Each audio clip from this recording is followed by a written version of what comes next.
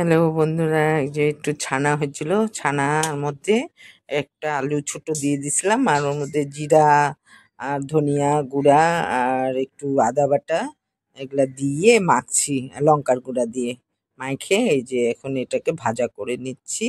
কোপ্তাটাকে কোপ্তা বানাচ্ছি। ছানাগুলো কি করব, অনেকটা ছানা ছিল, তাই কোপ্তা বানায় নিলাম। তা এর মধ্যে যে চিনি সম্বার দিলাম তেলের মধ্যে, যেহেতু কোপ্তার গ্রেভিটা হবে তাই চিনিটার ফোড়ন দিতে হয়, তাই চিনি ফোড়ন দিলাম। আর এই ছেঁচে রাখা ওই যে দারচিনি টুকরা আর এই ছেঁচে রাখা এলাচ দিলাম 3টা, দিয়ে আর একটু তেজপাতা।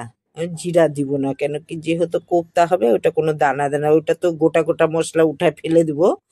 তো আর একটুখানি পেঁয়াজ আর আদা বাটা দিলাম, পেঁয়াজ বাটা আদা বাটা। তো পেঁয়াজ বাটা দিয়ে আমার নাতি খুব ভালোবাসে খাইতে, তাই জন্য নিরামিষ করলে ভালো হয় গ্রেভিটা।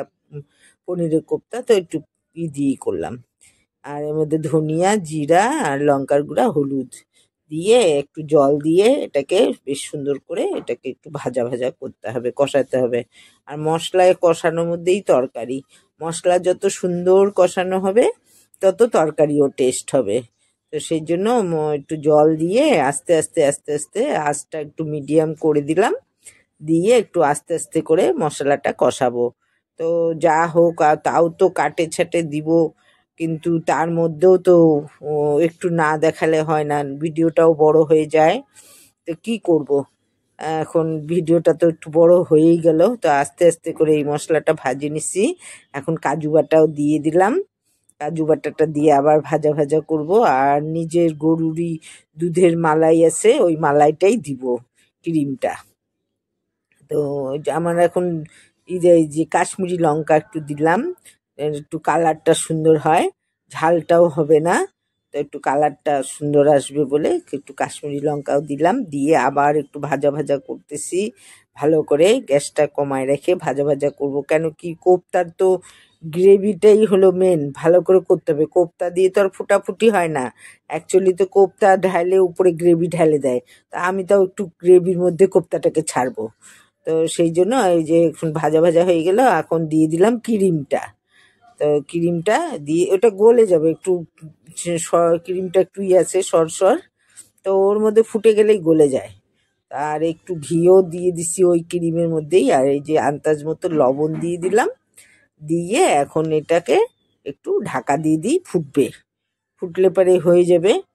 তাই যে গ্রেভিটা ফুটেও গেছে, একটু লবণ চাইখে দেখতে লাগবে, কেন যা দেওয়ার এই সময়ই দিতে হবে, পরে তো আর দেওয়া যাবে না। তো সেই জন্য আগে দেখে নিলাম যে লবণ ঝাল টাল সবই ঠিকঠাক আছে। এখন কোপ্তাগুলোকেও আমি ওর মধ্যে দিয়ে দিলাম, আর কাঁচা লঙ্কা আমি 3টা দিলাম, কে দেয় জানি না, ওটা উঠায় ফেলে দেওয়া যাবে। কাঁচা লঙ্কার সেন্টটা বের হবে, আমাদের একটু কাঁচা লঙ্কার সেন্টটা ভালো লাগে।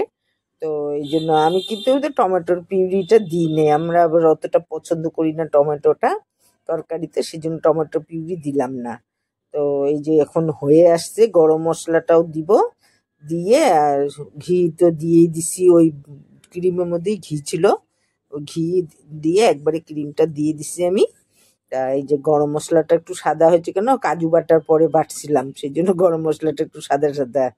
তা এই যে এখন হয়ে গেল আমার কোপ্তাটা, এখন সরাই দিব, সরাই দিয়ে এই যে ঢাললাম। বাটিটা একটু আমার ছোট হয়ে গেছে, তো এটাও তো টানে নিবে আবার, একটু খায়েও দেখি, আপনাদেরকেও বলি খাইয়ে কেমন হলো টেস্টটা।